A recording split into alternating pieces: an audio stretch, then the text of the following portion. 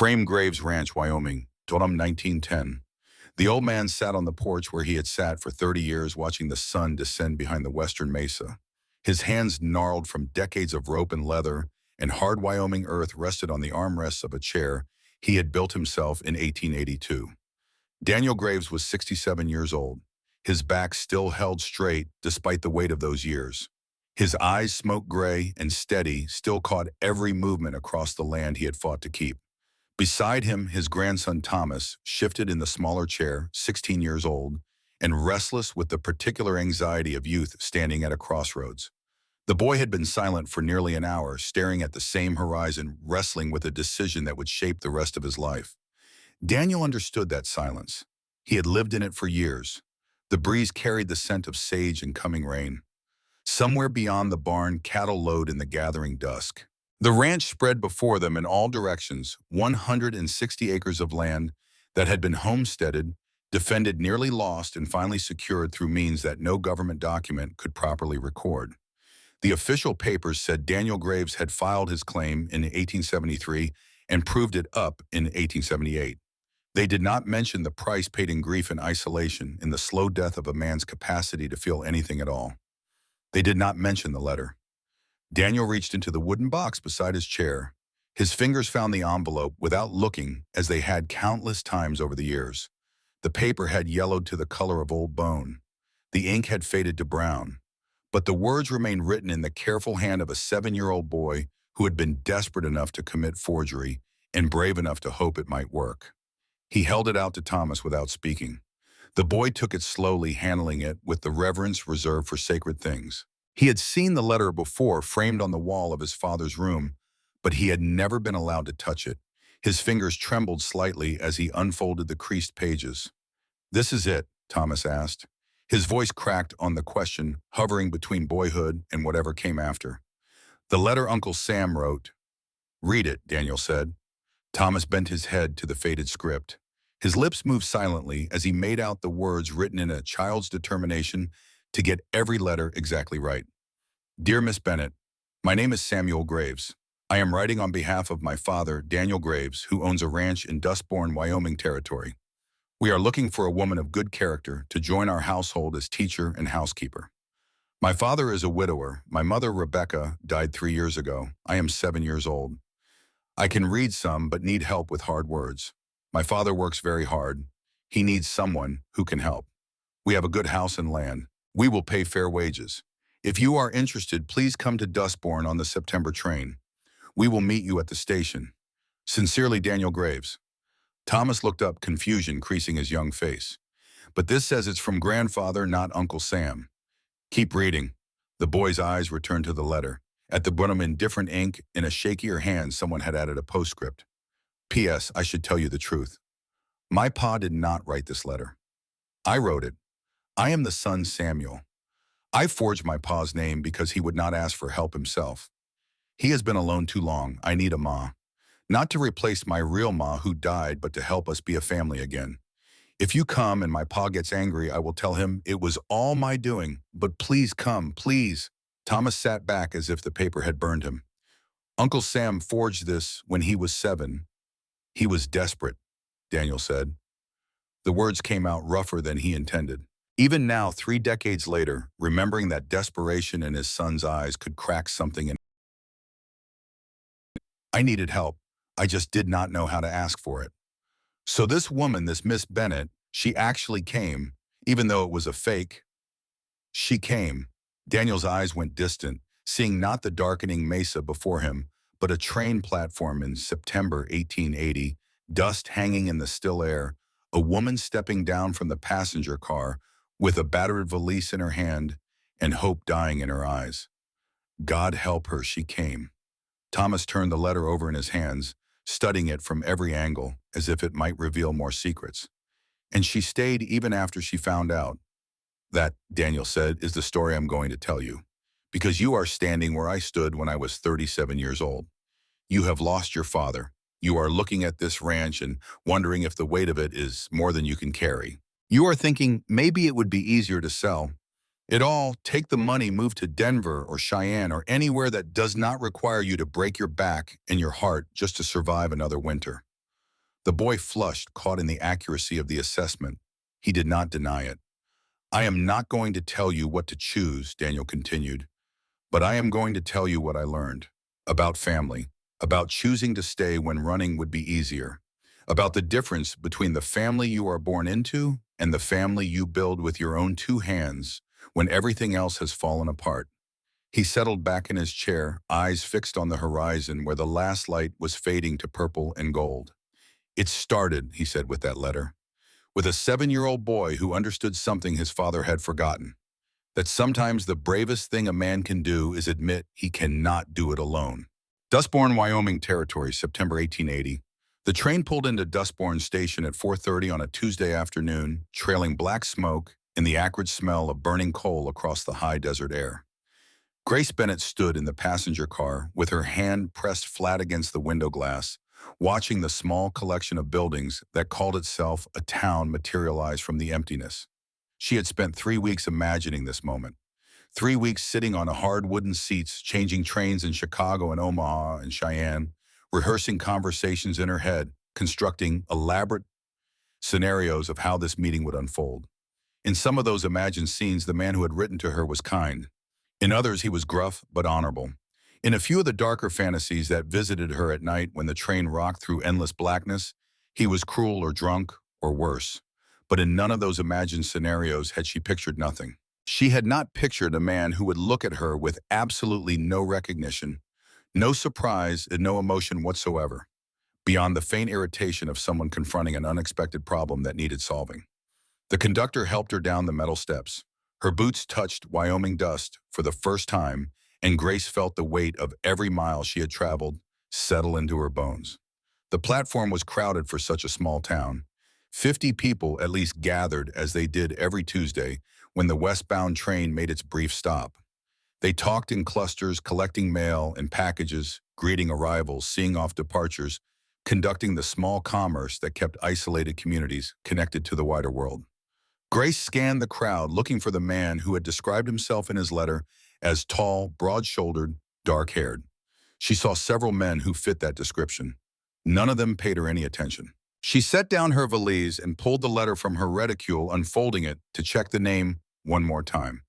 Daniel Graves, Dustbourne, Wyoming Territory, September train. Excuse me. She touched the arm of a woman passing by, middle-aged and sharp-eyed. I am looking for Daniel Graves. Do you know him? The woman's expression shifted immediately, curiosity sharpening into something hungrier. Oh, I know him. Everyone knows Daniel. Why are you asking? I am supposed to meet him here. He sent for me. The woman's eyebrows rose nearly to her hairline. She turned and called across the platform in a voice that carried like a church bell. Margaret Fletcher, come here. Within seconds, Grace found herself surrounded by 3 women, all studying her with the kind of focused attention usually reserved for livestock at auction. They took in her travel-stained dress, her worn boots, the valise that had been quality once, but now showed the signs of hard use and limited means. You are the mail-order bride, one of them said. It was not a question. Grace felt heat rise in her cheeks. I am Grace Bennett. I received a letter from Mr. Graves about a position as teacher and housekeeper. A position. The woman called Margaret Fletcher smiled, but there was no warmth in it. Is that what they are calling it now? Before Grace could respond, a man's voice cut through the gathering murmur of the crowd. Ma'am, Grace turned. The man who had spoken stood perhaps 30 feet away near the station wall.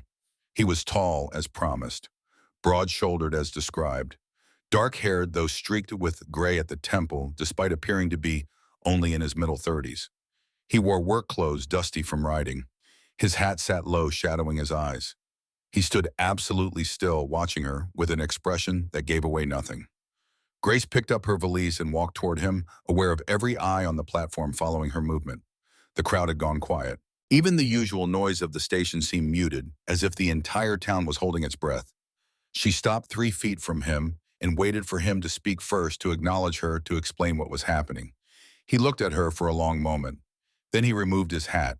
His face was weathered from sun and wind, carved into hard planes that might have been handsome if they had shown any capacity for softness. His eyes were gray, the color of smoke or storm clouds. They studied her with the careful assessment of a man examining a tool he had not ordered and did not particularly want. "I did not send for you," he said. His voice was flat, factual. No apology, no explanation, just a simple delivery of information. "There has been a mistake." The platform erupted in whispers. Grace felt the world tilt slightly beneath her feet. She had prepared for many possibilities, but this absolute negation had not been among them. She gripped the handle of her valise tighter, using the physical sensation to anchor herself against the wave of humiliation threatening to sweep her under. "I have a letter," she managed. Her voice came out steadier than she felt. "A letter with your name on it." "I did not write it." "Then who did?" Before he could answer, a sound cut through the tension. Not an adult voice, but a child's, high and clear and determined. "I did." Every head turned. A small figure pushed through the crowd. A boy no more than 7 years old. He was painfully thin, all sharp elbows and knobbly knees visible through clothes that had been mended too many times. His hair stuck up in defiant directions despite obvious attempts to smooth it down. His face was smudged with dirt, but his eyes, when they met Grace's, held an intelligence and a seriousness that belonged to someone much older. He walked straight to Grace and set something down at her feet. A canteen, dented metal well used. "You will need water," he said. His voice was quiet but steady, lacking the shyness typical of children addressing strangers. "It is hot. The boarding house is 4 blocks that way." He pointed east without taking his eyes from her face. "Mrs. Lynn runs it. She is fair." Grace's throat tightened unexpectedly. In the hour since her arrival, this child had shown her more practical kindness than any adult. "Thank you," she managed. The boy studied her with those two old eyes. For a moment, she saw something flicker across his face.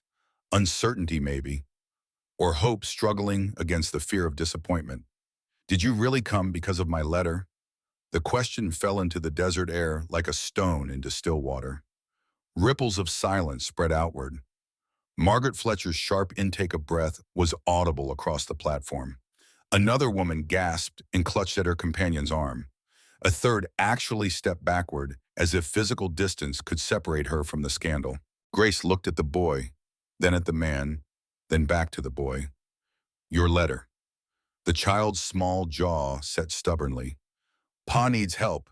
He will not say it, but he does. And I—" His voice wavered for just a second before he forced it steady again. "I need a ma, a real one. Not just ladies from town bringing casseroles and telling Pa what to do." "Samuel Graves." Margaret Fletcher's voice cracked across the platform like a whip. "Does your father know what you have done?" The boy's expression shuddered immediately. "He knows now." "This is unconscionable." Another woman stepped forward, face red with indignation. "That poor woman traveling all this way, under false pretenses. The expense alone. Someone should contact the authorities," a third woman added, her voice rising. "There are laws about this sort of deception." Grace found her voice before she fully understood what she was going to say. "He is 7 years old." The words came out sharper than she intended, cutting through the building hysteria. "A child wanting a mother is not committing fraud." Margaret Fletcher's eyes narrowed, reassessing. "You are defending him." "I am understanding him." Grace looked down at Sam, who stood frozen, clearly expecting punishment. "Loneliness makes people do desperate things, even children." She paused, then added quietly, "Especially children." She knew that loneliness, knew it in her bones, had lived it after her mother's death in her father's house.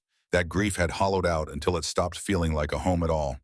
Had felt it in the 6 years she spent as companion to an elderly widow, existing in the gray space between servant and family, useful but never valued, present but never truly seen. "Miss Bennett." The new voice was deep and careful. Daniel Graves climbed the platform steps, slowly moving with the deliberate quality of a man trying not to spook a frightened animal. Up close, Grace could see the weathering that desert sun and hard work had etched into his face.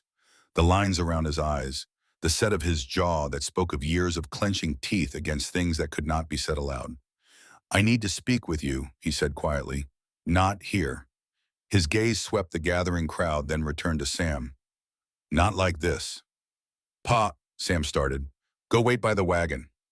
Daniel's voice remained level, but something in it made the boy obey immediately. Sam grabbed his oversized hat and walked away. his small shoulders rigid with tension. Daniel watched him go. For just a moment, something cracked in that stone-carved expression. Pain swift and sharp before it was buried again. He turned to Margaret Fletcher. The woman opened her mouth, clearly preparing to deliver judgment. Mrs. Fletcher, Daniel interrupted, not unkindly, this is my responsibility. I will handle it. That child needs to understand the consequences of what he has done. I said I will handle it. This time there was steel beneath the quiet. Margaret Fletcher, who from her bearing clearly had never been interrupted in her life, fell silent. Her face flushed with anger or embarrassment, or both, but she stepped back. Daniel returned his attention to Grace. There is a cafe on Main Street. Could we talk there? I will pay for your supper. It is the least I can do after. He stopped seeming to struggle for words. After all this. Grace should have said no, should have maintained what remained of her dignity, collected her valise, and found that boarding house Sam had mentioned. Should have started figuring out how she would afford a train ticket back to Boston and what kind of life awaited her there, assuming she could even face returning to the city where everyone knew her as the merchant's daughter who had fallen on hard times. Instead, she found herself nodding. All right. They walked in silence through the dusty streets of Dustbourne. The town was small, barely more than a wide main road with buildings clustered on either side. False-fronted shops, a saloon, a general store, a church with a modest steeple. Everything built from the same weathered wood, everything the same sun-bleached color, as if the desert itself was slowly erasing human attempts at permanence. The cafe was modest but clean. Checkered cloths covered the tables. The smell of fresh bread mixed with coffee. The few patrons looked up when they entered, registered the situation with varying degrees of interest, and quickly found reasons to leave. By the time Daniel pulled out a chair for Grace, they had the place to themselves.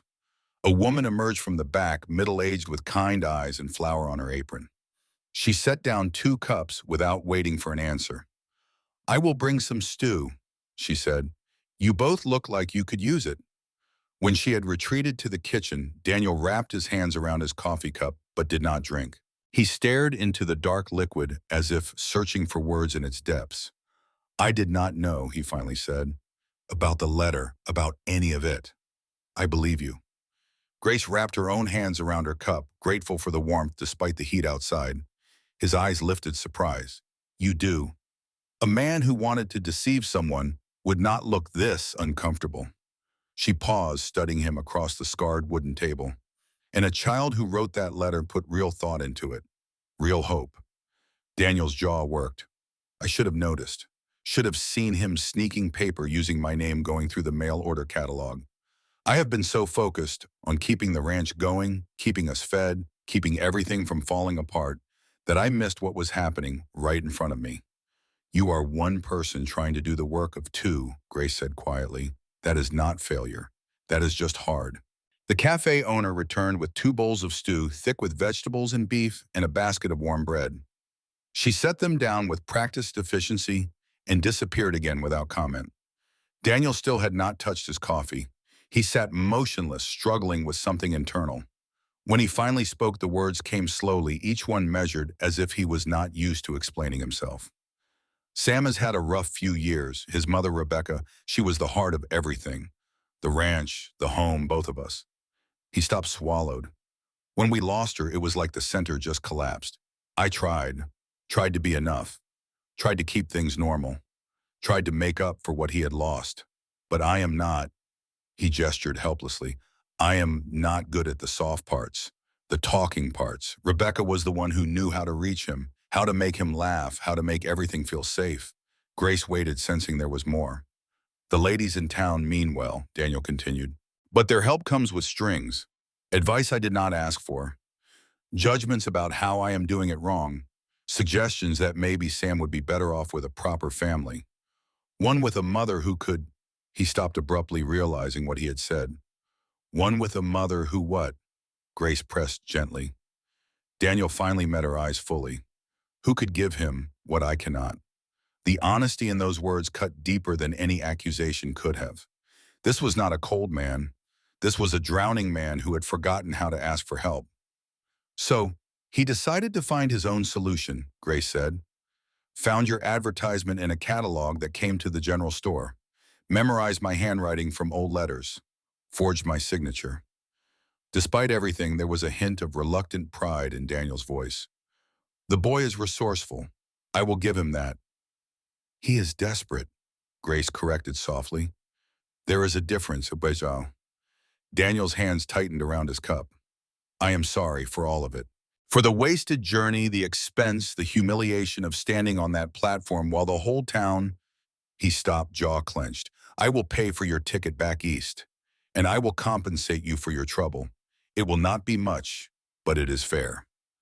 Grace studied him across the table, saw the lines of exhaustion etched around his eyes, the calluses on his hands from rope and leather and endless labor, the way he held himself like a man expecting the next blow. Saw too the careful distance he maintained, the walls built high against connection, against the possibility of being hurt again. She thought about Boston, about the cold boarding house rooms and the positions that made her invisible, about the butcher with his assessing eyes and his assumption that desperation made her available, about the slowly closing doors in the future that held nothing but more of the same. Then she thought about a 7-year-old boy carrying water to a stranger, taking the risk of reaching for something better, even if it meant Brahmini rules he probably did not fully understand. What if I stayed? The words came out before she had fully formed the thought. Daniel's head jerked up. What? Not as your wife, not as Sam's mother. Grace raised a hand quickly. Just stayed, in town, for a while. Miss Bennett, I do not understand. You said yourself the ranch is hard to manage alone. You said Sam needs things you cannot provide. What if there was a way to address both problems without anyone having to pretend feelings they do not have? Daniel's expression shifted to something between confusion and wariness. What are you suggesting? I could work, Grace said simply. I can read and write. I can teach Sam his letters properly. I can cook and mend and manage a household. I cannot ride or rope or do ranch work, but I imagine you have that part covered. You want to be a housekeeper. I want to be useful. I came here because I had nothing left in Boston except more nothing. Maybe that letter was written by a child, but the life it described, a place to belong, work that matters, a chance to build something. That part was not a lie, was it? Daniel sat back slowly, his eyes never leaving her face. You understand what you are suggesting, the talk it would cause, the assumptions people would make. People are already making assumptions, Grace pointed out. At least this way I would have a roof over my head and a purpose while they do it. The Ladies' Aid Society would have a collective fit. I suspect they have those regularly. For the first time since she had met him, something almost resembling a smile ghosted across Daniel Graves's face. It disappeared as quickly as it came, but she had seen it. Proof that somewhere under all that stone and silence, a real person existed. This is crazy, he said finally. Probably. People will think things. Let them think. Why? The question came out raw. Why would you want to stay here in a situation like this with people who will judge you for it? Grace took a breath. Multiple answers presented themselves. Because a child looked at me like I mattered. Because I am tired of being invisible. Because sometimes the crazy option is the only one that feels like choosing instead of just accepting. Because nothing is waiting for me back there, she said simply. And something might be waiting for me, even if that something is just the chance to be more than I was. The stew was getting cold between them. Outside, the sun had started its descent, painting the desert in shades of copper and gold. 1 month, Daniel said abruptly. Trial period. You stay in town. Mrs. Lynn's boarding house is respectable. You come out to the ranch during the day, work with Sam, handle whatever needs handling. I pay you fair wages. At the end of the month, we both decide if it is working. If it is not, I pay for your ticket east. We part ways. No hard feelings. Grace extended her hand across the table. Deal. Daniel looked at her hand for a moment, as if the gesture itself was foreign. Then he reached out and shook it. His grip was firm, calloused, careful. The handshake of a man who had learned to measure his own strength. As they stood to leave, Grace remembered something. There is one more thing. Sam. He is expecting consequences, is he not, for the letter? Daniel's expression darkened. He broke trust, forged my name, deceived you. Yes, there will be consequences. It is how a boy learns right from wrong, Miss Bennet. It is also how a boy learns that reaching for what he needs gets him punished. Grace kept her voice gentle but firm. He made a mistake. But the impulse behind it, wanting family, wanting stability, wanting someone to help shoulder what is too heavy for a child to carry, that was not wrong. You understand? Daniel's jaw worked. You are saying I should just let it go. I am saying there is a difference between consequences and crushing hope. He is already terrified he has ruined everything. That fear is consequence enough. They stood in the doorway of the cafe. Somewhere down the street, a piano played tinny and distant. You are defending him again, Daniel observed. Someone should. For a long moment, he said nothing. Then so quietly, she almost missed it. Rebecca would have said the same thing. They walked back to the train platform where Sam sat on Grace's valise, his too big hat pulled low, his small frame radiating misery. When he saw them approaching together, his head lifted slowly, eyes searching their faces for a verdict. Daniel stopped a few feet away. Father and son regarded each other in silence. Grace witnessed an entire conversation happening without words. Sam's defiance struggling against guilt. Daniel's anger warring with understanding. Get Miss Bennet's things loaded in the wagon, Daniel said finally. We are taking her to Mrs. Lynn's. Sam blinked, confused. We are what? You heard me, and tomorrow after chores you will apologize to Miss Bennet properly for the deception. Then you will start your lessons with her. She is going to teach you reading and writing, among other things. She is staying, Sam's voice cracked with disbelief and hope. For a month, trial period. We will see how it goes. Sam launched himself at Grace so fast she barely had time to brace. Small arms wrapped around her waist, squeezing tight. She heard his muffled voice against her dress. Thank you. Thank you for not leaving. Grace's hands hovered uncertainly for a moment before settling on the boy's shoulders. His bones felt bird-fragile under her palms, and she had a sudden, fierce thought. No child should feel this grateful for basic kindness. You are welcome, she said softly. But Sam. She knelt down gently, extracting herself from his grip so she could see his face. What you did writing that letter using your father's vine, that was wrong. You understand that, do you not? Sam's enthusiasm dimmed slightly. He nodded, eyes downcast. But wanting help, wanting family. Grace waited until he looked at her again. That part was not wrong. That part was brave. Sometimes we just have to be brave in ways that do not involve lying. All right. Yes, ma'am. Then so quietly she almost missed it. Are you mad at me? No, sweetheart. I am not mad. She was not. Could not be. Not at this child who had taken such a desperate risk for something as simple as not being alone. The ride to Mrs. Lynn's boarding house was quiet. Grace sat in the back of the wagon, her valise beside her, watching the last light fade from the desert sky. Stars emerged in handfuls, then in floods, until the darkness above them blazed with more light than shadow. Sam twisted around from his seat next to Daniel, his earlier enthusiasm returning in bursts of questions. Did she know how to make biscuits? Could she read aloud from real books? Did she know any games? Had she ever seen the ocean? Daniel listened without comment, but Grace noticed his shoulders gradually losing some of their rigid tension. When Sam finally ran out of questions and settled into companionable silence, she caught Daniel's eyes in the dim light. He is a good kid, she said. He is all I have got. The words held layers of meaning. Pride, fear, determination. Cannot mess it up. You will not. You do not know that. No, Grace agreed, but I know you are trying. That counts for something. Lynn's boarding house appeared like a lantern in the darkness. A two-story structure with a wide porch and windows glowing warm yellow. A woman emerged as they pulled up, small and weathered with silver threading through her dark hair and eyes that missed nothing. Mr. Graves. Her accent carried traces of something distant musical. And young Sam. This the mail-order bride causing all the talk. This is Miss Grace Bennet, Daniel said, carefully climbing down from the wagon. She needs a room, quiet, respectable, fair terms. Mrs. Lynn's sharp eyes traveled from Daniel to Grace to Sam, who was already half asleep against his father's side. Fair terms meaning what? Meaning she is working for me at the ranch, teaching Sam, running the house. It is business, not... He stopped, clearly uncomfortable with having to explain. It is just business. Business. Mrs. Lynn repeated the word as if tasting it for truth. Then she looked at Grace. You know what you are getting into, girl, small town big talk. Widower and a strange woman working together. People will make it dirty. Let them, Grace said simply. I need work. He needs help.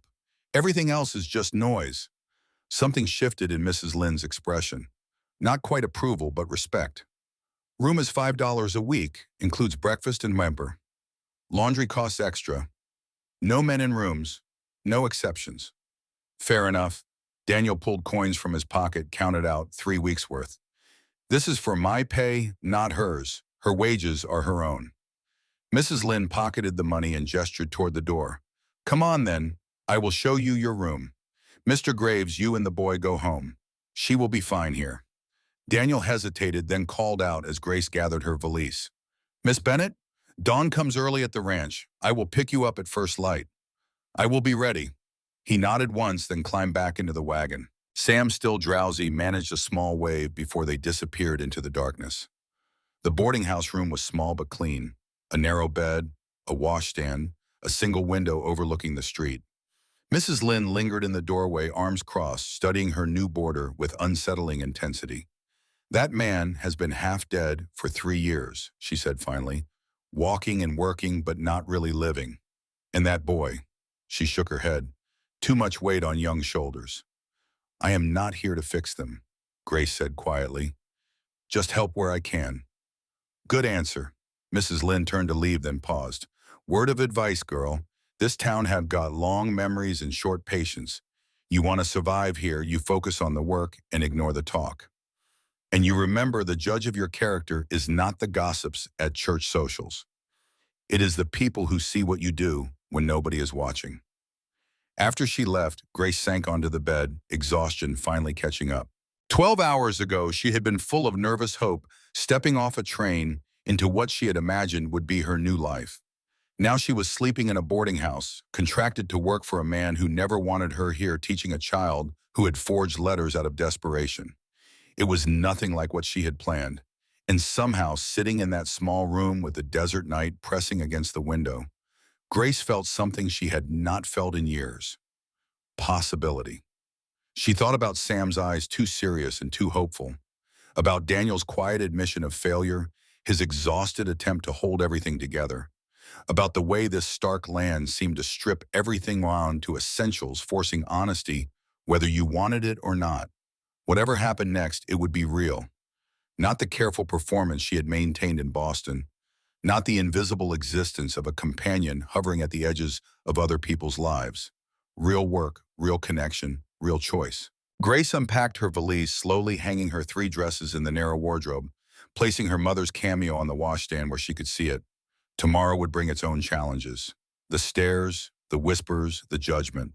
Tomorrow she would face Daniel Graves in daylight and begin the impossible task of making this arrangement work. But tonight, in this small room in this desert town at the edge of everything she had ever known, Grace Bennett allowed herself something dangerous. She allowed herself hope. Frame Graves Ranch, 1910. Thomas set the letter down carefully on the wooden arm of his chair. The last of the daylight had faded. Stars now filled the Wyoming sky in their familiar patterns, the same constellations that had watched over this land for longer than any human settlement. So she stayed, the boy said, even though everyone was against it. Not everyone. Daniel's voice carried the weight of memory. Mrs. Lynn saw something in her from the start. Recognized a kindred spirit, I think. 2 women who had come west looking for one thing and found something else entirely. But the town, they must have made it hard for her. Hard does not begin to describe it. Daniel shifted in his chair and Thomas heard the small sounds of age joints protesting movement bones, remembering old breaks and injuries. The first 2 weeks were the worst, before things came to a head, before we had to make the choice that would either save us or destroy us. He fell silent for a moment, seeing not the darkness before him, but the bright morning 30 years past, when he had driven his wagon down the dusty road to collect a woman who had agreed to step into the center of a storm without knowing just how fierce it would become. I picked her up at first light that next morning, Daniel said, just like I promised. And for 2 weeks we built something that looked almost like a life, almost like a family. But the whole time there were forces gathering against us. Forces I did not even know existed until it was almost too late. Dustborn Wyoming territory. Dawn arrived with the kind of silence that only exists in the high desert. Absolute, vast, broken only by the distant cry of a hawk circling overhead. Grace had been awake for an hour, dressed and ready, watching the sky shift from black to deep purple to the pale gold that promised heat. Her hands trembled slightly as she pinned her hair. She forced herself to breathe slowly, deliberately. This was real now. Not a plan, not a desperate gamble, but actual commitment. The knock came precisely at first light. Mrs. Lynn answered before Grace could reach the door, exchanging quiet words with Daniel that Grace could not quite hear. When she appeared with her shawl and a small bag containing her lunch, Miss Lynn gave her an appraising look.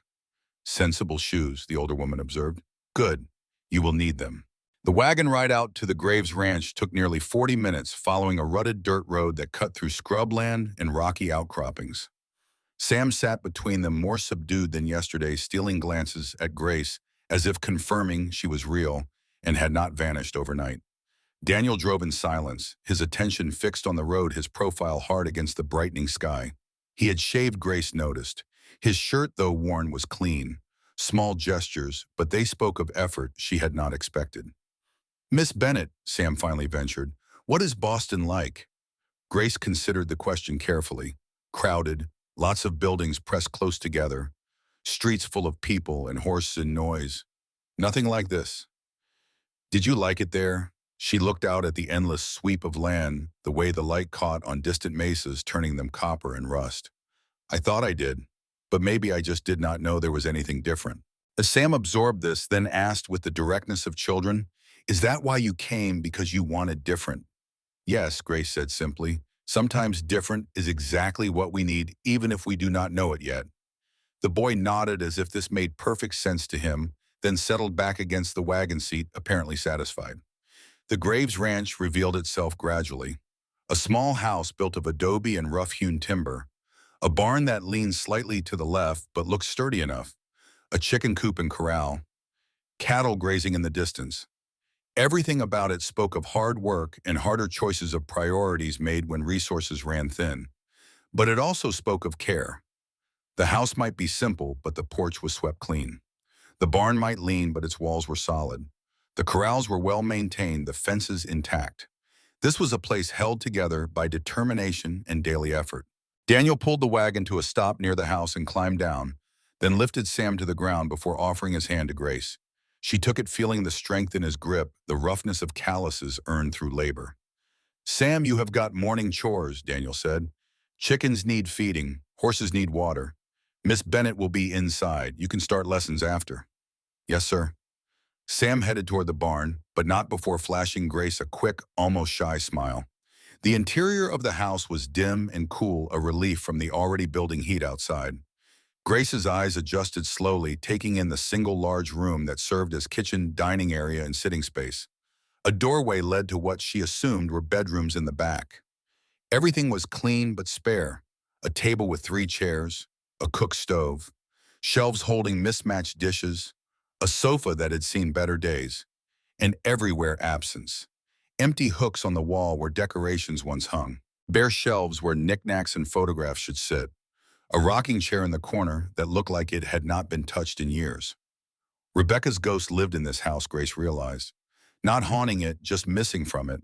And neither Daniel nor Sam had figured out how to fill those empty spaces without feeling like they were erasing her.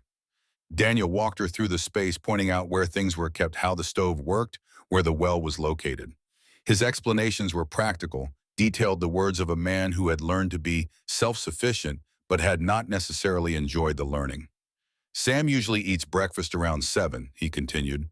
"Nothing fancy, biscuits, eggs if the chickens are laying, sometimes porridge. I eat whatever is available before I head out to check the herd." He paused, seeming to struggle with something. "Rebecca used to make a big meal midday too, but I told her not to bother once it was just—" He stopped abruptly. "These days it is usually just cold lunch. We manage." Managing, that word again. Grace was beginning to understand it was Daniel's philosophy of life. Not thriving, not struggling, just managing. getting through each day until the next one arrived. The first week passed in a rhythm that felt almost normal. Grace rose with the sun, walked to the ranch, prepared breakfast while Sam did his chores. After eating, she assessed where the boy was academically and was both pleased and saddened by what she found. Sam was bright, remarkably so, but his education had been neglected not through lack of effort, but lack of time and knowledge. Daniel had taught him what he could, but a man working from sunup to sundown to keep a ranch functioning had little energy left for proper lessons. Grace started with reading. Sam could manage simple words but stumbled over anything more complex. She had him write sentences, and his handwriting was careful, painstaking. When she asked him to write about whatever he wanted, he wrote the same thing he had written on the first day. My ma was Rebecca Graves. She was brave. Grace did not comment on the repetition. Instead, she asked him to tell her about Rebecca. And Sam did, haltingly at first, then with growing confidence. He told her about a woman who could gentle wild horses and sew quilts and make the best apple pie in the territory. About someone who sang while she worked and taught him to recognize bird calls and let him help in the garden even when he made mistakes. She got sick real sudden, Sam said, his voice dropping. Started coughing and could not stop. Pa rode to town for the doctor, but by the time they got back, he stopped swallowing hard. She told me to be good, to help Pa, to remember she loved me. Then she just stopped. How old were you? 4, almost 5. 4 years old, Grace thought. Barely more than a baby watching his mother die and being told to be good. No wonder he had grown up too fast, carrying weight no child should carry. But Sam was not the only one carrying weight. As the days passed, Grace noticed things about Daniel that spoke volumes in their small details. The way he moved through the house like a ghost himself, touching nothing that was not necessary. The way he avoided the rocking chair, would not even look at it. The way he worked himself past exhaustion every day, as if stopping meant having to feel things he could not afford to feel. And she noticed the way the town responded to her presence. On Sunday of the first week, Grace attended church. She had debated whether to go, knowing her presence would cause talk. But hiding felt like admitting wrongdoing, and she refused to do that. She walked into the small white building and felt every eye turn. Conversation stopped mid-sentence. Women whispered behind raised hymnals. Grace kept her spine straight and her eyes forward, finding a seat in the back. She sat alone. The pews on either side of her remained conspicuously empty, even as latecomers crowded into other rows. Mrs. Lynn arrived late and slid into the pew beside her without comment. The old woman's presence was a shield, and Grace was grateful for it even as she hated needing it. After the service, as people milled outside in small groups, Grace saw Constance Whitmore for the first time in daylight. The woman stood in the center of a cluster of other women, all dressed in their Sunday best. Constance was perhaps 44, still handsome in a sharp-featured way. She wore black full mourning, though Grace had heard she had been widowed for several years. Their eyes met across the churchyard. Constance's gaze was not hostile exactly. It was something more complicated, assessing, almost pained. Then the woman turned away and her circle closed ranks. Do not mind them, Mrs. Lynn said quietly. They will tire of their own righteousness eventually. They always do. But Grace was not so sure. There was something in Constance's expression that went beyond simple moral outrage, something personal. The second week brought the first real confrontation. Grace was in town purchasing supplies using the small advance on her wages that Daniel had provided. She moved through the general store, efficiently gathering flour, sugar, coffee. The clerk served her politely enough, but would not meet her eyes. She was carrying her purchases to the wagon when 3 women blocked her path. Constance Whitmore, flanked by 2 others Grace recognized from church. Miss Bennett. Constance's voice was controlled, but there was an edge beneath the surface. We need to speak with you. Grace set down her packages carefully. Mrs. Whitmore, it has been brought to our attention that you are spending your days at the Graves Ranch, alone with Mr. Graves. I am working for Mr. Graves, teaching his son, managing his household. And you see nothing improper about this arrangement. Grace met the woman's eyes steadily. I see a man who needs help raising his child and a child who needs education. I see honest work for fair wages. What I do not see is anyone's business but my own and Mr. Graves's. One of the other women gasped at the bluntness. Constance's jaw tightened. You may not care about your own reputation, Constance said, but you should care about that child. Sam deserves better than to be raised in a household of questionable morality. Something hot flared in Grace's chest. That child is being raised by a father who loves him and works himself to exhaustion, trying to provide for him. If you are so concerned about Sam's welfare, perhaps you should have offered actual help instead of judgment. We have offered help, one of the other women protested, but Mr. Graves refuses it. Because your help comes with conditions and criticism, Grace shot back. He needs assistance, not interference. Constance stepped closer. When she spoke, her voice was lower, meant for Grace's ears alone. You do not know him, do not know what he has been through, what they lost. Then tell me, Grace challenged. For a moment, something flickered in Constance's eyes, something raw and wounded. Then it was gone, replaced by cold dignity. Stay away from him, Constance said. Stay away from that family. You are only going to cause more pain. She turned and walked away, her companions following. Grace stood in the street, packages at her feet, watching them go. Her hands were shaking. Not from fear or anger, but from the realization that something deeper was happening here. Constance Whitmore's objections were not about morality or propriety. They were personal. That night, Mrs. Lynn confirmed what Grace had begun to suspect.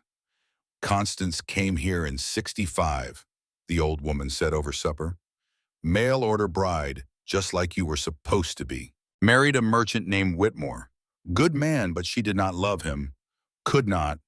Her heart was already taken. By Daniel Graves, Grace said quietly. Mrs. Lynn nodded. He never looked at her that way. Never would have, even if Rebecca had not come along. But Constance hoped. For years she hoped. When Rebecca died, that hope came back. But Daniel, she shook her head. That man shut down so completely, he might as well have died too. Constance could not reach him. No one could. Until now. Until you. Mrs. Lynn's eyes were sharp. You came in and did what she could not. You got him to let someone help. You made Sam smile again. You reminded Daniel what it was like to have someone care. I have not done anything, Grace protested. Child, you have done everything, and Constance knows it. That is why she is fighting so hard. Not to protect Daniel, to protect her last shred of hope that maybe someday he might turn to her. Grace lay awake that night, staring at the ceiling, thinking about the woman in black. Thinking about loving someone for 15 years who would never love you back. Thinking about how desperate that loneliness must be. She almost felt sorry for Constance Whitmore. Almost. The third week began with an ominous development. Grace arrived at the ranch on Monday morning to find Daniel standing on the porch holding a piece of paper. His face was ashen. Sam stood beside him, small and scared. What is wrong? Grace asked, climbing down from the wagon Daniel had started sending to collect her. Notice, Daniel said, his voice was flat, from the Territorial Land Office. He handed her the paper. Grace scanned it quickly, her stomach sinking with each line. An official complaint had been filed regarding the Graves homestead.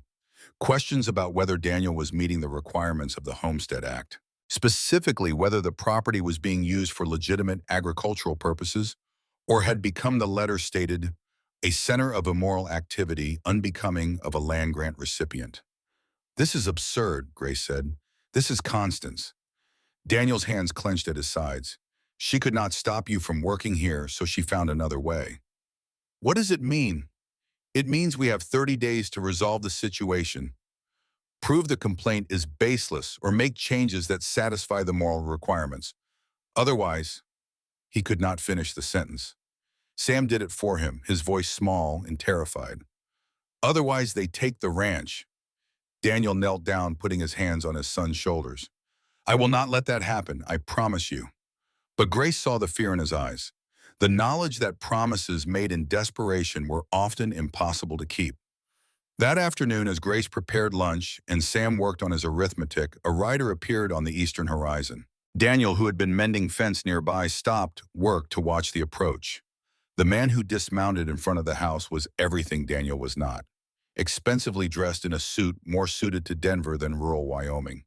Clean-shaven and groomed, riding a horse that cost more than most families earned in a year. "Mr. Graves," the man said, his voice was cultured Eastern, "I am Victor Blackwell, from the Territorial Land Office." Grace came to the door wiping her hands on her apron. Something about the way Victor Blackwell looked at her made her skin crawl. Not overtly offensive, but assessing in a manner that reduced her to a commodity. "The mail-order bride who was not," Victor said, his smile not reaching his eyes. "I have heard about you. Quite the scandal." "If you are here on official business, Mr. Blackwell," Grace said evenly, "I suggest you state it clearly. If you are here to add to gossip, you can turn around and leave." "Direct. I like that." He shifted his attention to Daniel. "I am here officially. The complaint against you is serious, Graves, very serious." "I have met every requirement of the Homestead Act," Daniel said. "I have the papers to prove it." "Oh, I am sure you have papers, but there is a question of moral fitness. A man keeping an unmarried woman in his household, a child being exposed to improper situations." Victor pulled more documents from his saddlebag. "The territorial government takes these matters seriously." He handed the papers to Daniel. "You have 30 days to resolve this. Either prove the complaints are baseless or make changes that satisfy the moral requirements. Failure to do so will result in proceedings to revoke your land claim." "You cannot do this," Daniel said, but his voice lacked conviction. "This land is mine. I have worked it for 7 years." "And you can keep it," Victor replied smoothly, "if you resolve the situation." His gaze flickered to Grace, then back to Daniel. "Marry the woman, that would solve everything. Make it legitimate, respectable. Problem disappears." Daniel's jaw clenched. Or, Victor continued, "Fire her. Send her back east. Remove the source of complaint." He mounted his horse with practiced ease. 30 days, Graves. Figure it out." He rode away, leaving them standing in the yard with papers that represented an impossible choice. Sam appeared in the doorway. "Pa, are they really going to take the ranch?" Daniel did not answer immediately. He stood staring at the documents, his face pale beneath his tan. Finally, he looked up at Grace, and the devastation in his eyes cut her to the core. "I am sorry," he said hoarsely. "I never meant for this. Never thought they would go this far." "This is not your fault," Grace said. "It is. I should have seen this coming. Should have known they would not just talk, they would act. Should have protected you better. Projected us better." He looked at Sam, at the house, at the land stretching in every direction. "Should have done a lot of things differently." Grace's mind was racing. 30 days. Marry him or leave him. Either option felt wrong. She had come here for work, for purpose, for a chance to be something more than she had been. Not to trap a man into marriage or to run away at the first sign of real opposition. "What are you going to do, Tanya?" she asked. "I do not know." That evening, Daniel drove her back to town in heavy silence. The sunset painted the sky in shades of orange and purple, beautiful and indifferent to human struggles. At Mrs. Lynn's, he helped her down from the wagon with stiff courtesy, then climbed back up without another word. Grace watched him drive away, then turned to find Mrs. Lynn waiting in the doorway, arms crossed. "Blackwell came to see you." "How did you know?" "I know everything that happens in this town." Mrs. Lynn stepped aside to let her in. "What did he want?" Grace explained as they climbed the stairs to her room. Mrs. Lynn listened without interrupting, her face growing grimmer with each detail. "That man is a snake," she said finally. "Always has been. Uses his position to squeeze homesteaders, force them to sell cheap to companies he has stake in. Most people do not have the resources to fight him." "Can Daniel fight this? Can he? Maybe, will he?" Mrs. Lynn shook her head. "That man has been running on empty for 3 years. I do not know if he has the strength for another battle." In her small room, Grace undressed slowly, exhaustion settling into her bones. 3 weeks. That was all it had been. 3 weeks of work that had felt meaningful, of watching Sam's face light up when he finally understood a difficult word of the strange domestic rhythm she and Daniel had fallen into without planning. 3 weeks, and now it was all threatened by forces she had not even known existed. She lay in the narrow bed listening to the night sounds of the town, and she thought about choices, about the difference between what was easy and what was right, about the fact that running away would solve Daniel's immediate problem but leave him exactly where he had been before, alone, managing. slowly dying inside while still breathing. She thought about Sam, who had been brave enough to write a letter and hope someone would answer. And she thought about herself, about the life she had left in Boston, the invisible existence she had fled, about whether she had the courage to stay and fight or whether survival meant retreat. Grace closed her eyes and tried to sleep, but her mind would not quiet. It kept circling back to one inescapable truth. In 30 days, everything would change. One way or another, the fragile thing they had been building would either solidify into something real or shatter completely. She just had to decide which outcome she wanted badly enough to fight for. Frame Graves Ranch, 1910. She stayed, Thomas said. It was not a question. She stayed. Daniel's voice carried something that might have been wonder even after all these years. Ma just stayed. She did something I never expected. Something that changed everything. What did she do? Daniel leaned forward in his chair's elbows on his knees, hands clasped, the posture of a man preparing to confess. She offered herself in marriage. Thomas's eyes went wide. She proposed to you, not the way you are thinking, not for love or romance. Grace Bennett was too practical for that. She proposed a partnership, a business arrangement, a solution to an impossible problem. And you said, yeah, not right away. Daniel's smile was rueful. I was too busy being terrified. Terrified of betraying Rebecca's memory. Terrified of letting anyone that close again. Terrified that if I let myself depend on someone, I would lose them the way I had lost Rebecca, and it would destroy whatever small pieces of me were still functioning. So what changed your mind? Daniel pointed to the letter still in Thomas's hands. That, the memory of my son being brave enough to ask for help when I was too proud, and the realization that Grace Bennett was offering me the same thing Sam had offered her. Not perfection, not a fairy tale, just a chance to be less alone. He stood slowly, joints protesting. Come on, we should go inside.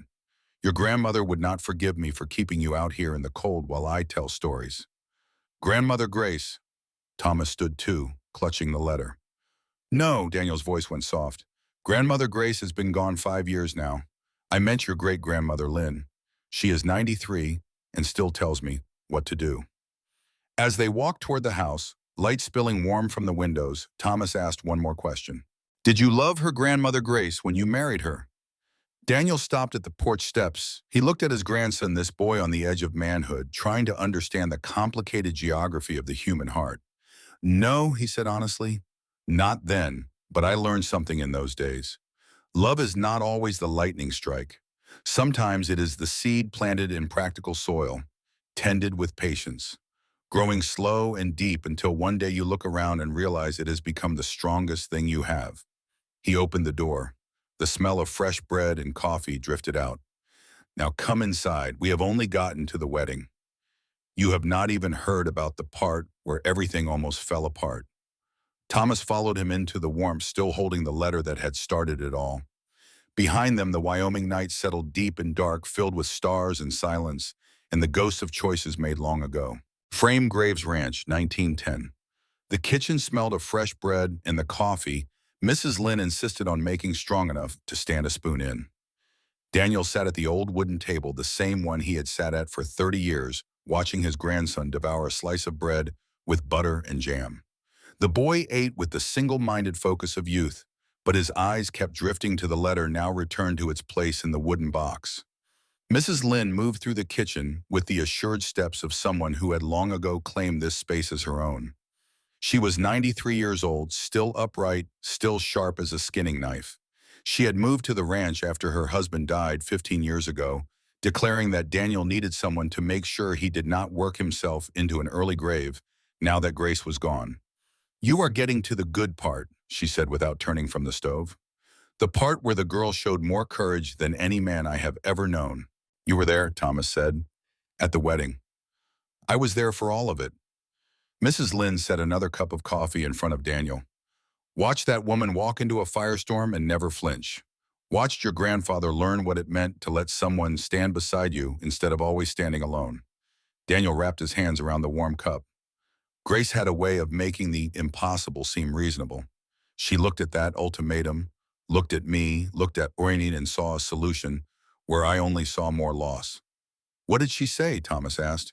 When she proposed, Daniel closed his eyes, remembering. He could still see her standing in the barn, hay dust floating in the shaft of morning light, her face set with determination and something that might have been fear, but looked more like resolve. She said, "What if I stayed, not as your wife in truth, not as Sam's mother in feeling, just as your partner? Someone who chooses to build this life with you because it is worth building." He opened his eyes to find Thomas staring at him with the kind of intensity only the young can muster when hearing about choices that shape their own existence. "She made it sound simple," Daniel continued, "but there was nothing simple about it.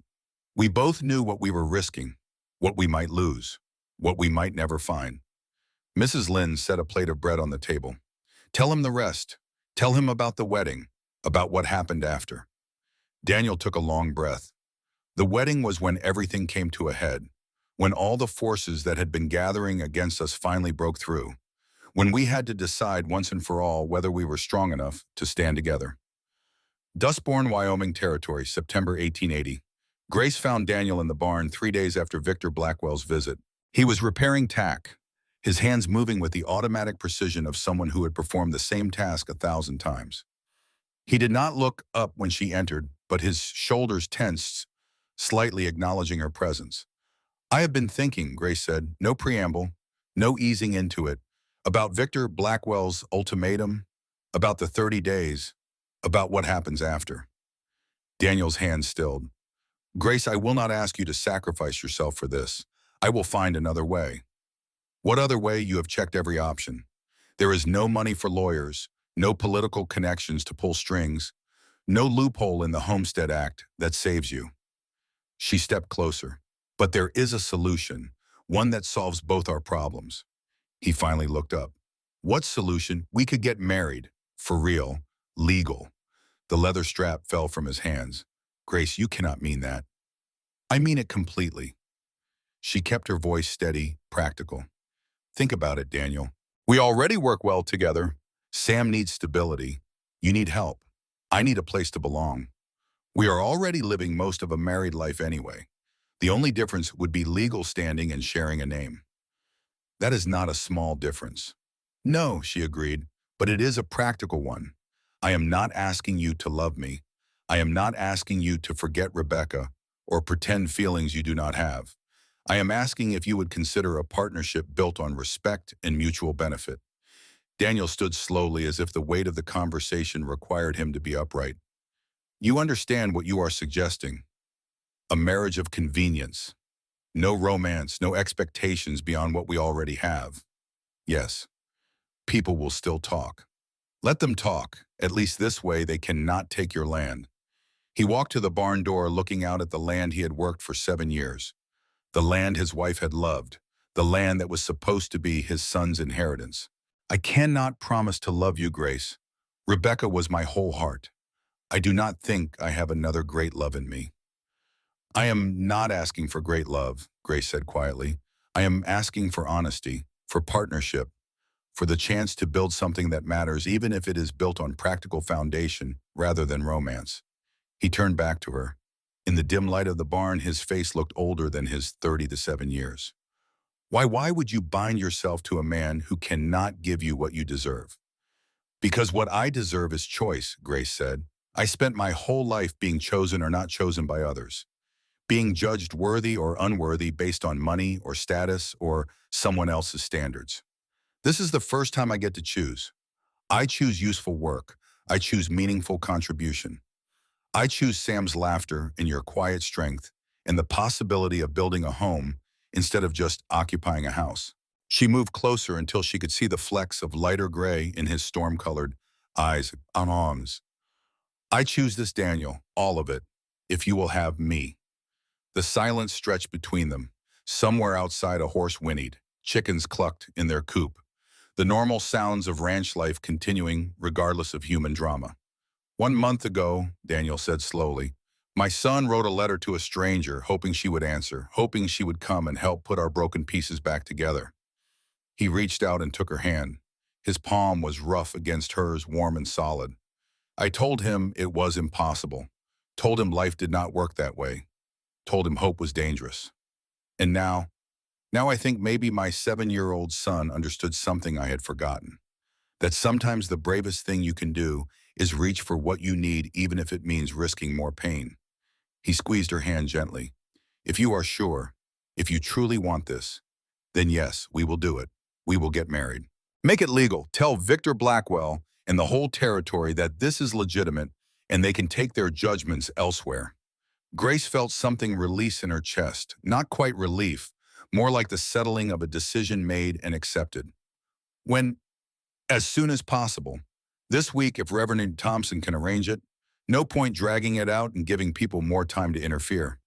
They shook hands there in the barn, sealing the agreement with the same gravity they might bring to a business contract, which Grace supposed was exactly what it was, a partnership formed out of necessity and mutual benefit. Except when Daniel released her hand and turned away, she saw his throat work as he swallowed hard, saw the muscle in his jaw clench, saw the way his shoulders bowed slightly under invisible weight. This was costing him something. Some part of him still believed that accepting help, that admitting need, that moving forward with life meant betraying the woman he had lost. Grace understood grief, had lived in its shadow after her mother's death, but she also understood that grief unexamined and unprocessed could become a prison. Daniel had been locked in that prison for 3 years, and this marriage, practical as it was, represented the first crack in the walls, whether he was ready for it or not. The next 3 days passed in a blur of practical arrangements. Daniel rode to town to see Reverend Thompson and secure the necessary paperwork. Grace remained at the ranch with Sam, teaching him and preparing the house as if nothing extraordinary was happening. Sam knew, of course. The boy was too observant to miss the tension humming through everything.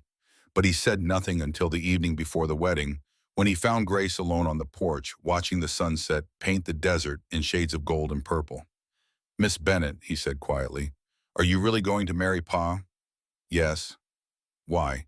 It was a fair question. Grace considered how to answer. She could tell him the truth about Victor Blackwell and the ultimatum. Could explain that this was a strategic move to save the ranch. But Sam was 7 years old and had already carried too much adult burden. "Because I like being here," she said instead. "Because I like teaching you and helping your pa. Because this feels like the place I am supposed to be." Sam climbed onto the porch railing, balancing precariously in the way only children can. "Will you be my ma for real?" "I will never be your first mother, Sam. Rebecca will always be that. But if you want me to be your second mother, the one who is here now, then yes, I would like that very much." The boy was quiet for a long moment. Then in a voice so small she almost missed it, "I miss her. Sometimes I forget what she looked like. And that makes me feel bad." Grace's heart clenched. "Oh, sweetheart, forgetting little details does not mean you are forgetting her. The big things, the important things, those stay. Her love for you, her laughter, the way she made you feel safe. Those do not fade. Pa does not talk about her anymore. That is because talking about her hurts, but not talking about her hurts too in a different way." Grace reached Sam on his perch. "Maybe after tomorrow we can all start talking about her again. About the good memories. About the life she gave both of you. Would you like that?" Sam nodded, eyes bright with unshed tears. That night, Grace lay awake in her narrow bed at Mrs. Lynn's, staring at the ceiling and wondering if she was making the biggest mistake of her life or the bravest choice she had ever made. Tomorrow she would marry a man who did not love her, would take vows that were meant to be sacred but would be, in their case, entirely practical. Would she regret it? Probably. At some point, when loneliness crept in during the long nights, when she watched Daniel maintain his careful emotional distance, when she realized she had signed herself up for a lifetime of partnership without passion. But would she regret it more than going back to Boston, more than returning to invisible existence, more than walking away from Sam's hopeful eyes and Daniel's quiet need? No. Whatever this marriage would be, it would be real. It would matter. It would be hers. And that was enough. The wedding took place on a Thursday morning in the small white church at the edge of town. Grace wore her best dress, the gray cotton she had pressed the night before. No veil, no flowers, no pretense that this was anything other than what it was. Daniel wore his Sunday suit, freshly shaved, his hair still damp from washing. He looked like a man facing execution rather than matrimony, but he was present. He met her eyes when she walked down the short aisle. He took her hand when Reverend Thompson directed him to. Sam sat in the front pew, swinging his legs and radiating an excitement that felt disproportionate to the somber atmosphere. To him, this was simple. Grace was becoming his mother. His family was becoming official. The bad people trying to take their ranch would have to leave them alone. If only adult reality could be that straightforward. Mrs. Lynn and her husband stood as witnesses, their faces carefully neutral. A few other townspeople had gathered curiosity, overcoming whatever moral objections they harbored.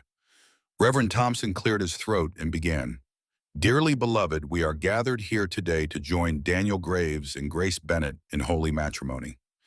His voice carried the weight of obligation rather than joy, but he continued dutifully through the familiar words.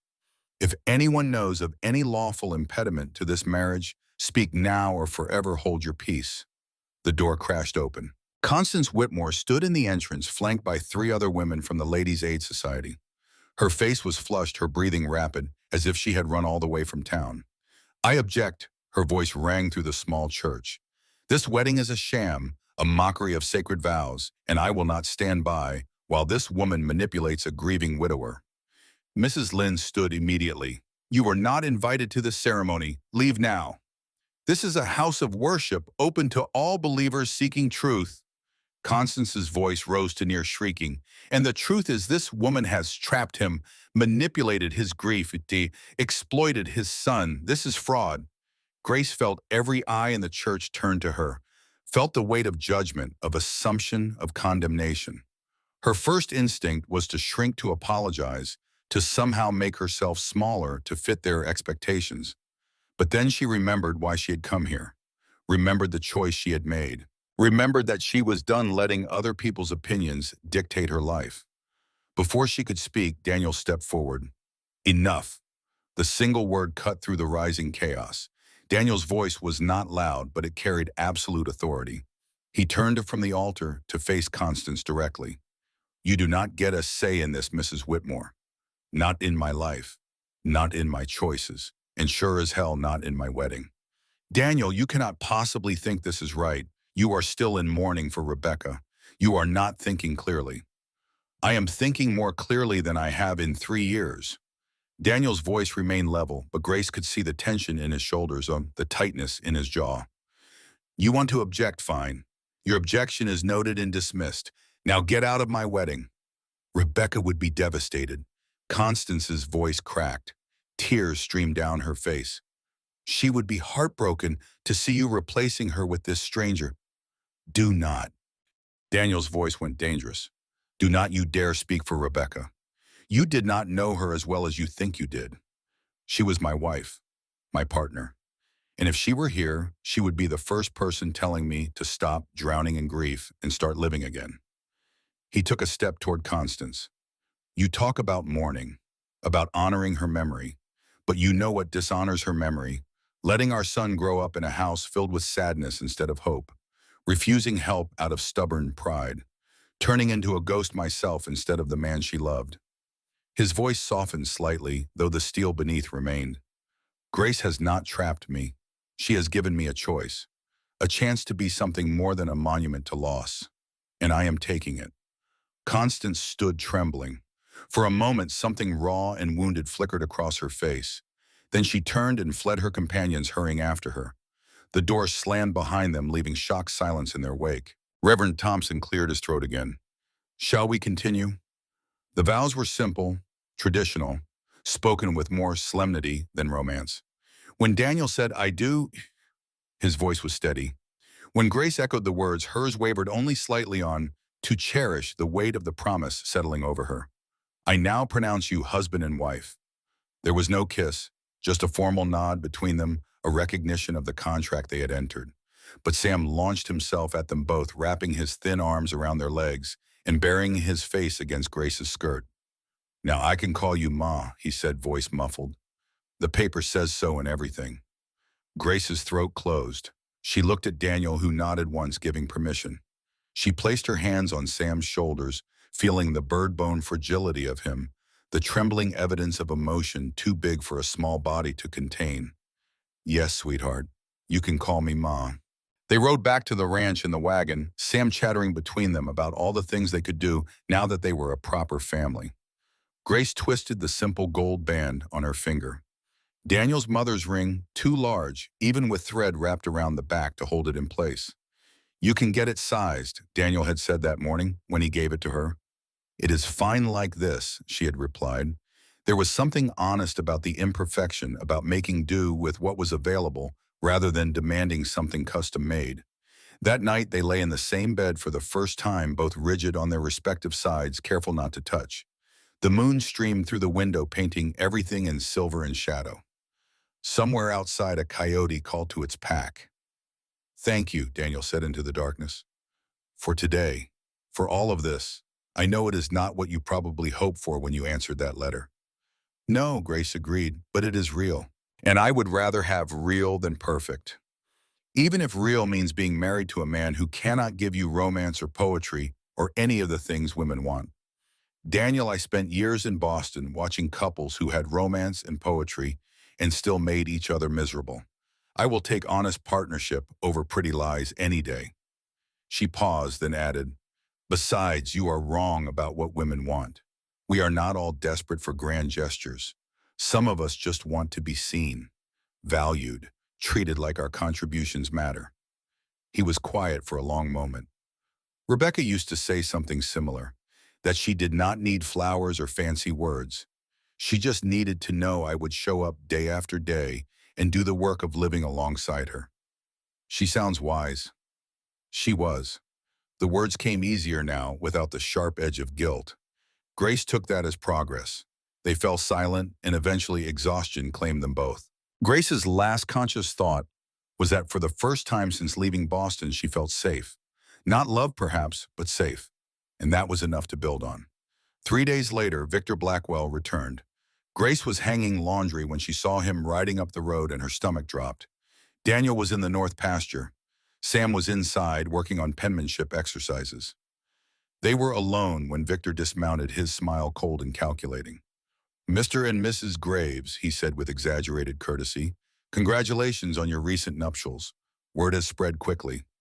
The complaint has been resolved, Grace said firmly. We are married, legal and proper. There is no basis for your accusations now. Oh, the moral complaint, yes, that has been withdrawn. Marriage does solve that particular problem. Victor pulled papers from his saddlebag. But there is another issue that has come to light, an unfortunate matter of unpaid fees. Grace's blood ran cold. What fees? Survey costs, administrative processing, legal review. All told, it comes to $300. He handed her the papers with that same cold smile. Due within 90 days. That is a lie. Grace scanned the documents, seeing charges for services she was certain had never been rendered. Daniel has paid every fee on time. He has receipts. Our records show otherwise. Perhaps an accounting error. Perhaps not. Either way, the debt exists. Victor mounted his horse. 90 days, Mrs. Graves, or this land will be sold at public auction to recover the debt. He rode away, leaving Grace standing in the yard, papers clutched in her shaking hands. When Daniel came in for lunch and she showed him the documents, his face went ashen. He pulled out his account books, going through every entry, every receipt. The numbers did not lie. Even if they sold everything, they would still be short. This is Constance, Daniel said finally, or someone working with her. They cannot stop the marriage, so they found another way. Can we fight it? Fight the territorial land office. With what resources? What lawyer? He slumped in his chair in defeat, written in every line of his body. Maybe I should just sell. Take whatever I can get. Move Sam somewhere we can start over. No. The word came out sharper than Grace intended. She knelt beside his chair, forcing him to meet her eyes. This is Sam's inheritance. This is the land you and Rebecca built. You do not get to give up because people are corrupt and cruel. Then what do you suggest? Grace stood pacing the small kitchen. An idea was forming, crazy and desperate, but possibly their only chance. Sunday, the church service. You stand up in front of everyone and tell them what is happening. Ask for help. Ask for charity. Ask for justice. Ask for community. Ask for people to stand with you instead of judging you. She stopped pacing, faced him directly. You were wrong to isolate yourself after Rebecca died. Wrong to refuse help out of pride. But you are not wrong to ask for it now, not when your son's future is at stake. Daniel looked at her for a long moment. Then slowly he nodded. Sunday morning dawned clear and cool. Daniel, Grace, and Sam walked into the church together as a family for the first time. The congregation's reaction was mixed. Some nodded polite greeting. Others turned away. Constance sat in her usual pew, surrounded by her supporters, her face carefully blank. After the service, as people milled outside, Daniel did something he had never done before. He stepped forward, removed his hat, and addressed the crowd. Folks, I need to say something. Conversation stopped. People turned curious or suspicious or simply interested in whatever drama might unfold. Daniel's voice was steady, but Grace could see his hands trembling slightly. Most of you know about the complaint that was filed against my homestead, about the questions raised regarding my marriage to Grace. Those complaints have been withdrawn. He paused, gathering courage. But now there is a new problem. The land office claims I owe $300 in back fees. Fees I have never heard of before. Fees I cannot pay. Murmurs rippled through the crowd. I am not asking for charity, Daniel continued, but I am asking for fairness. If anyone here has influence with the land office, if anyone knows how to fight fabricated debts, if anyone can help me understand why fees that did not exist suddenly appeared after I married a woman certain people did not approve of, I would appreciate the help. His voice grew stronger. I was wrong to isolate myself after Rebecca died. Wrong to refuse help out of pride. But I am not wrong to ask for it now. For my son. Silence. Then Samuel Hartley stepped forward. A rancher in his 40s, weather-beaten and solid. Dan, my brother works for the territorial government. I will ask him to look into these fees, see if they are legitimate. William Lynn, Mrs. Lynn's husband, spoke next. I know a lawyer in Santa Fe, does work for the Chinese community when we face legal troubles. I will write to him, see if he can advise. One by one, others stepped forward, offering to contribute money, suggesting barn raising to help Daniel get ahead on work, so he could take paid jobs in town. Volunteering to teach Sam when Grace needed to help with other tasks. Not everyone. Constance's circle remained hostile and silent. But enough to matter. Grace felt tears threatening and blinked them back fiercely. This was what community could be when it chose kindness over judgment, when it saw need and responded with help instead of criticism. 2 weeks later, Samuel Hartley's brother sent word. The $300 debt was fabricated. Services listed had never been rendered. Under scrutiny, Victor Blackwell's records revealed a pattern of corruption, targeting homesteaders without powerful connections. A lawyer was dispatched from Santa Fe. Formal complaints were filed, and Victor Blackwell found himself facing investigation, potential criminal charges, and the unraveling of schemes he had run for years. He came to the ranch one last time before being taken into custody. His rage was palpable, controlled only by the presence of the sheriff's deputies who accompanied him. You think you have won, Graves? Victor's voice shook with fury. You are not worthy of this land, not worthy of her. Worthy of who? Grace asked, stepping forward. What does this have to do with anyone but you and your corruption? Victor's face contorted. You want to know why I care so much, why this matters. He turned to Daniel, and Grace saw something beyond anger in his eyes, something that looked almost like grief. Rebecca Blackwell was my sister. The words fell like stones into a silent pond. Grace felt the shock ripple through her. Daniel went absolutely still, his face draining of color. Your what? Daniel's voice was barely audible. My sister. Victor's words came faster now, years of resentment pouring out. Rebecca Blackwell of the Philadelphia Blackwells. She ran away from our family in '65, ran west to escape our father's plans for her marriage. And she married you. A nobody rancher with nothing to offer but hard work and harder land. He took a step toward Daniel, deputies moving to intercept but allowing him to speak. Our family disowned her for that choice, refused to acknowledge her existence. And then in '77, I got word she had died. Died out here in this God-forsaken place, far from everything she had known, everything she deserved. She was happy here, Daniel said quietly. Liar, Victor's composure cracked completely. She was too proud to admit her mistake, too stubborn to come home. You killed her with this life, worked her to death in this miserable desert. Grace stepped between them. You are wrong and you know it. What would you know about it? I know that Rebecca chose this life, chose Daniel, chose love over money and freedom over golden cages. Grace's voice was steady, implacable. She was not ashamed. She was free. And you cannot forgive Daniel for giving her what your family's wealth never could. Happiness. Victor stood trembling, the fight draining out of him. The deputies moved in, and he went with them, without resistance, shoulders bowed under the weight of decades of misplaced rage and unprocessed grief. After they left, Daniel stood frozen in the yard. Grace approached carefully as one might approach a spooked horse. You did not know, she said gently. She never told me. Never said a word about her family, about where she came from. His voice was hollow.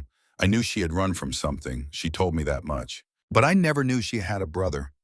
Never knew her family was wealthy. Never knew she gave up so much to be here. That night, Daniel broke. 3 years of held grief came pouring out. He sat at the kitchen table, head in his hands, and finally allowed himself to weep. For Rebecca. For the life she had sacrificed. For the guilt he carried over not being able to save her. For the crushing weight of trying to be enough for their son while dying inside himself. Grace held him, did not try to fix it or minimize it or make it better with platitudes. Just held him and let him grieve properly for the first time since Rebecca had drawn her last labored breath. When the storm finally passed, when his breathing steadied and the tears stopped, Daniel lifted his head and looked at her. I loved her, he said simply. I tried to make her happy. And she was happy. She chose you every day. That is not something to regret.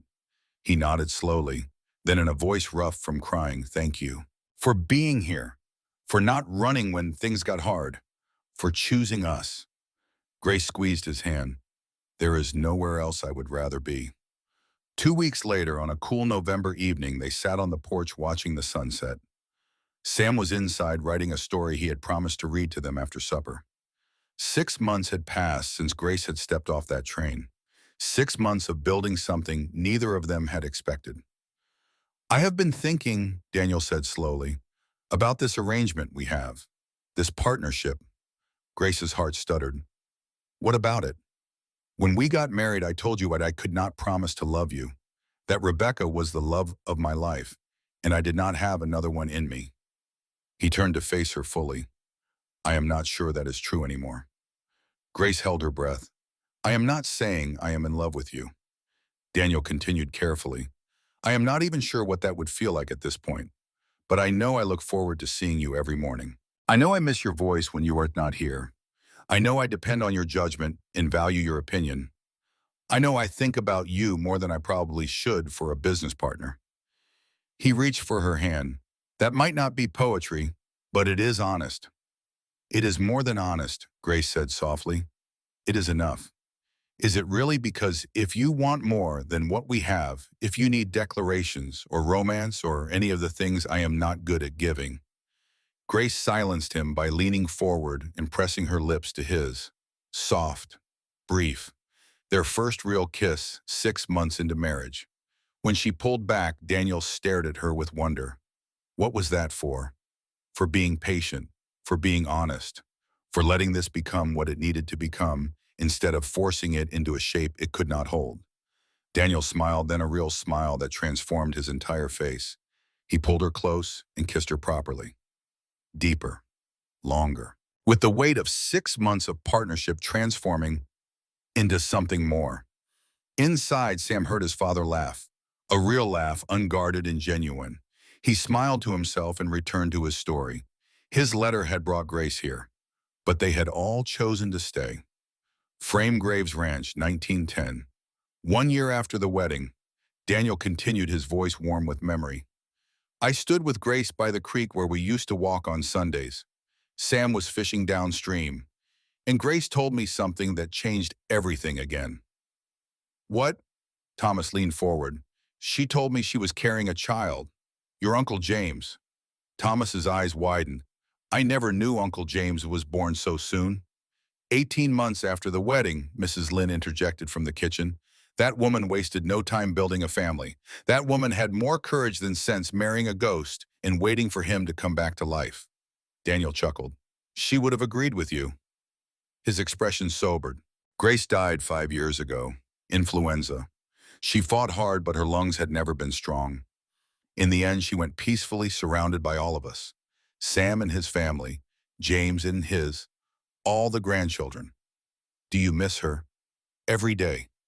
Daniel's voice was steady but weighted. But I am grateful. Grateful for the 30 years we had. Grateful that she was brave enough to answer a letter written by a desperate child. Grateful that she stayed when running would have been easier. He stood joints protesting and walked to the window. The ranch stretched before him in the darkness, solid and enduring. That ranch out there, it is not just land and buildings. It is choices. It is the choice Sam made to write that letter. The choice Grace made to stay. The choice I made to let her in. The choice we all made every day to build something together instead of surviving alone. He turned back to Thomas. You asked me earlier what you should do. Whether to keep this place or sell it and move on. I cannot tell you what to choose, but I can tell you this. The value of this ranch is not in the acres or the cattle or the buildings. It is in what it represents. Legacy, family, the willingness to fight for something that matters. Thomas stood slowly, the letter still in his hand. I am staying. I am keeping the ranch. Daniel's weathered face creased with a smile. Good. Then tomorrow we will start teaching you how to fix that north fence. It has been broken for 2 weeks, and I am too old to be climbing posts anymore. Mrs. Lynn emerged from the kitchen. Too old or too lazy? Respect your elders, woman. I am 3 years older than you. Show me some respect. Their bickering was comfortable, familiar, the sound of people who had lived together long enough to know exactly which buttons to push. Thomas watched them with new understanding. This was family. Not the one you were born into, but the one you built through choice and commitment and showing up day after day, even when it was hard. Later, as Thomas prepared for bed in the room that had once been Sam's, he looked out the window at the dark land beyond. Somewhere out there, his father was buried. Somewhere in the past, a 7-year-old boy had written a letter that changed everything. And somewhere in the present, a 16-year-old boy was making his own choice. To stay, to fight, to build. Because that was what family did. In the kitchen, Daniel sat at the old table one more time before heading to bed. He touched the wooden box that held the letter, the yellowed paper that had started it all. You were right, Sam, he said quietly to the memory of his son. That letter was the best thing you ever did. Not because it solved all our problems, but because it reminded me that asking for help, reaching for connection, choosing to let people in, those are not weaknesses. They are the bravest things we can do. He closed the box and stood. Tomorrow would bring its own challenges, its own choices. But tonight, the ranch was safe. The family fractured and reformed and strengthened, endured. And somewhere he'd like to think Rebecca and Grace were together. The first wife who had taught him to love. The second wife who had taught him to live again. Both of them smiling at the legacy they had built together. A letter, a desperate hope, a choice made in the face of impossible odds.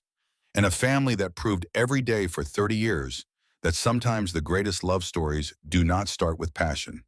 They start with partnership, with respect, with the simple decision to stand beside someone and build something that matters. Daniel turned off the lamp and walked through the dark house to his bedroom. The same bedroom he had shared with Grace for 30 years. The same bed where she had died in his arms, whispering that she had never regretted answering that letter. He lay down in the darkness and allowed himself to remember. All of it, the good and the hard and the beautiful mess of a life built on practical foundation that grew into something extraordinary. And he smiled, because in the end, that was the real miracle. Not that a mail-order bride had come west on false pretenses, not that a widower had remarried out of necessity, not that a community had eventually rallied around them. The miracle was that two people who married for practical reasons found in the daily work of partnership something deeper than either had expected. Found family, found purpose, found a love that was not the lightning strike of first romance, but the deep roots of trees planted side by side, growing together, supporting each other through every storm. That was the legacy. That was what mattered. That was what Thomas would carry forward. A letter. a choice, a life built on hope. And in the Wyoming darkness under stars that had watched over this land for millennia, the Graves Ranch stood solid, enduring, home.